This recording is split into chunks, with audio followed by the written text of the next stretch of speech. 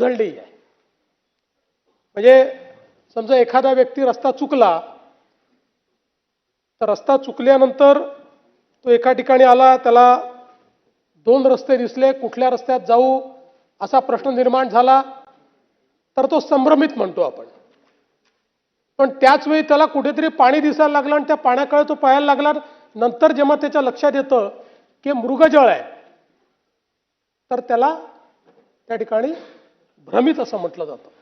त्यामुळे आमचा जो विरोधी पक्ष आहे तो आज भ्रमितही दिसतोय आणि संभ्रमितही दिसतोय. आणि म्हणून माझी सूचना आहे की भ्रमात राहून धावण्यापेक्षा संभ्रमातनं बाहेर पडण्याकरता शांतपणे विचार करून वडेट्टीवार साहेब आपले मुद्दे जर मांडले तर महाराष्ट्राच्या हितामध्ये तुमचंही कॉन्ट्रीब्युशन हे मोठ्या प्रमाणात वाढेल.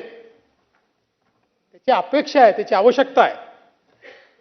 आता बघा काय झालंय की $1 ट्रिलियन अर्थव्यवस्था, विकसित भारत, महाराष्ट्राची वाटचाल, या सगळ्या गोष्टींच्या संदर्भात एकतर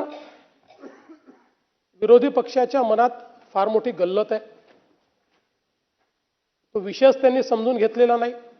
किंवा आता मी असं कसं म्हणून समजून घेतलेलं नाही, इतके हुशार लोक बसलेले आहेत समोर, त्यामुळे ही देखील शक्यता आहे की त्यांना समजलेलं आहे पण लोकांना याच्यामध्ये संभ्रमित करायचं आहे.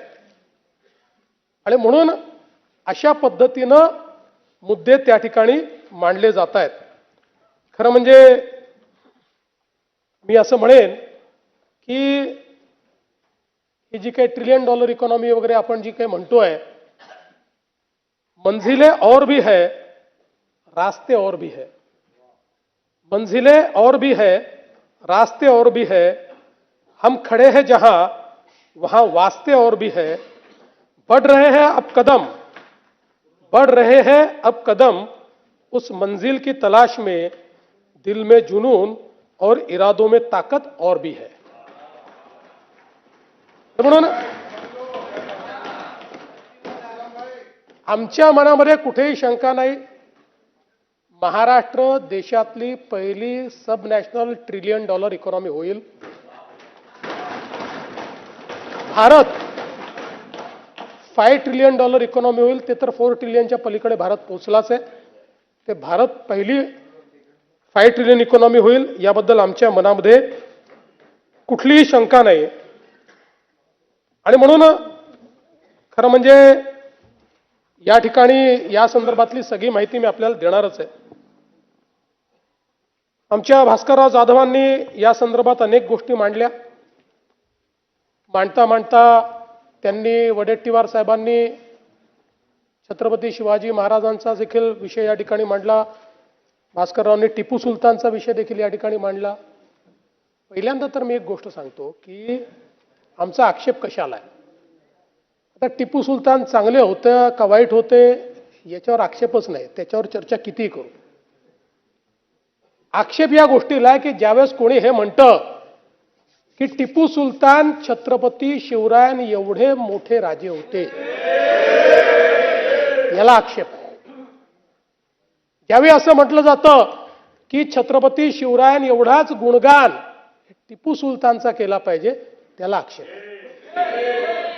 आणि तुम्हाला एक गोष्ट सांगतो, दुर्दैवाने या देशाच्या इतिहासाशी जी छेडछाड करण्यात आली त्यामध्ये वर्षानुवर्ष आम्हाला हे शिकवलं की टिपू सुलतान महान राजे होते, पण हे कधी सांगितलं नाही की 75,000 हिंदूंची आणि 33,000 नायरांची कत्तल करणारे देखील तेच टिपू सुलतान होते. नाही शिकवलं आम्हाला.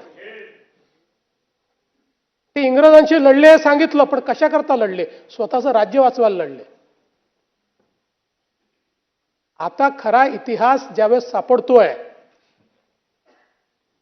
आणि तुमच्या माहिती करता वर्षानुवर्ष या देशामध्ये सरकारने 70 वर्ष NCERTच्या पुस्तकामध्ये मोगली साम्राज्याला 17 पानं दिली आणि छत्रपती शिवरायांना 1 पॅरेग्राफ दिला, 1 पॅरेग्राफ.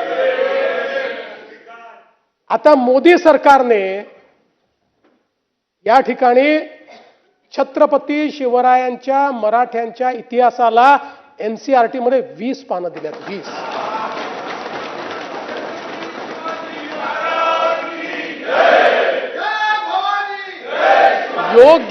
योग्य वेळी जर आपण नीट इतिहास शिकवला असता तर या देशातल्या एकाही मुसलमानाने औरंगजेबाला आपला हिरो म्हटलं नसतं. पण आपण खरा इतिहास काय आहे तो कधी शिकवलाच नाही. आणि म्हणून मला त्याच्याकडे जायचं नाही. आपण पुन्हा $1 ट्रिलियन इकॉनॉमीकडे येऊ परत.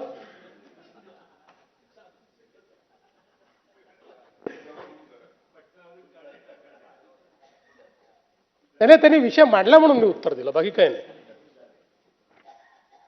असं आहे, तुम्हाला एक गोष्ट सांगतो की या देशामध्ये अनेक राष्ट्रभक्त मुसलमान आहेत आणि त्यांच्याबद्दल